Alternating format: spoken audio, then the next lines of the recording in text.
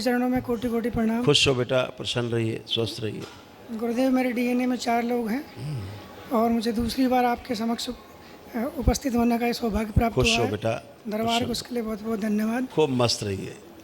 गुरु जी, खुश मेरे मन रहिए। में एक जिज्ञासा है, निकाल डालो उसको। वो जिज्ञासा मैं आपसे पूछना चाहता हूँ। हाँ। और मेरे शरीर के भी जो रोंगटे हैं वो खड़े हो रहे हैं अभी।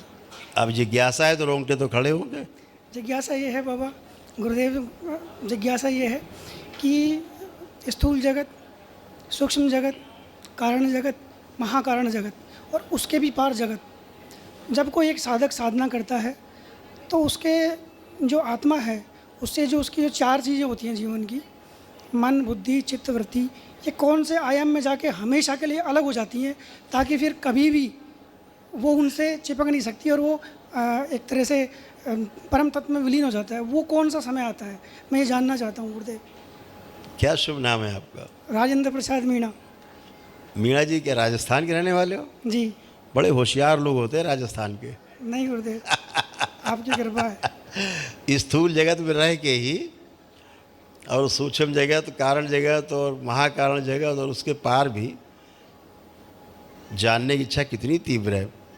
बहुत अच्छा है गुरु जी, बचपन से ही है। बहुत अच्छा है। ऐसे आपके भाव हैं और आपकी ऐसी सोच है, समझने के लिए बार बार जब आप में अंदर से भाव आ रहे हैं, ये बहुत अच्छा है। और ऐसे ही लोग कहीं पहुंचते हैं जिनके अंदर प्रश्न रहते हैं।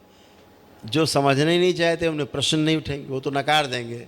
नकारना बहुत सरल है, अरे सब बेकार है। कितना सरल है ना? सरल।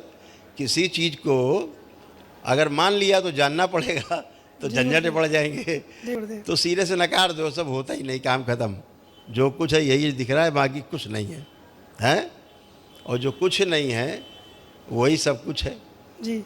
वही अक्रियाशील है जो दिख नहीं रहा है। अक्रियाशील होते हुए शून्यता में है। जी।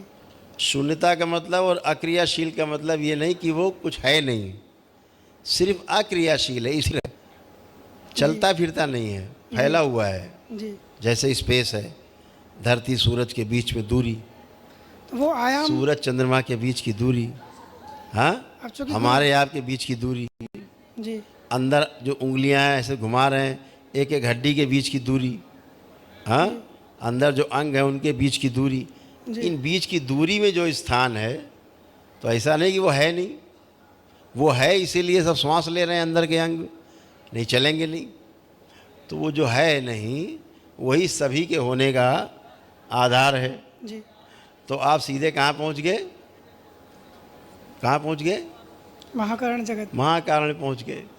तो जब महाकारण पहुँच जाओगे, धीरे धीरे दरबार से जुड़ के जब साधना करोगे तो ये सब अनुभव के विषय हैं। कारण जी, जी। इनके बारे में इतना कुछ कहा गया है, ग्रंथों में लिखा गया है कि लोग पढ़ पढ़ के भ्रमित हैं। इसलिए दरबार का एक उद्देश्य रहता है कि बातों से नहीं, अनुभव से चीज़ों को समझा जाए। तो दरबार से जब जुड़ते हो और दरबार के साथ जुड़ करके ध्यान साधना करते हो अपने, तो आपको अनुभव प्राप्त होते हैं, आप अनुभव को उपलब्ध हो जाते हैं और फिर आप चुप हो जाते हैं। गुरुदेव, मेरी एक इच्छा है जो मैं मन में कहना चाहता हूँ। इसका जो आपने बताया, इसी का वो उत्तर समझो या मेरी इच्छा समझो या दरबार की कृपा समझो, मैं आपको मन में कहना चाहता हूँ। ठीक, कहिए कहिए।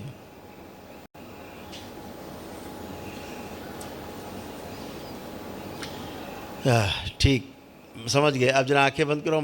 समझ गए, हो गया, पहुंच गए पूरी बात। आंखें जरा बंद करो, हम बताए। ओम।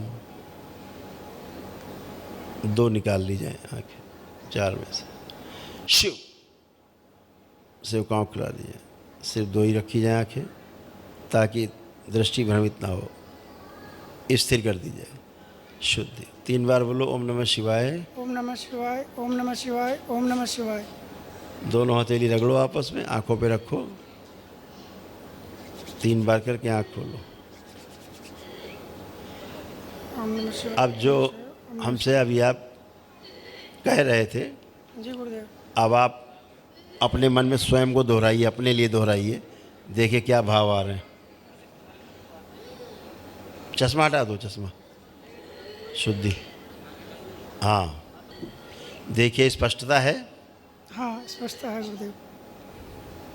क्यों स्पष्टता है कि दरबार ने भ्रम हटा दिया, तो स्पष्टता बनी रहेगी, हैं? जी हाँ, तो दरबार से जुड़ के जब आगे बढ़ते हो तो बहुत कुछ अच्छा अच्छा होता जाता है, भ्रम नष्ट होते हैं। ठीक है, यहाँ चूँकि समय की मर्यादा है ना, ये उसके लिए अलग से सेशन होते हैं।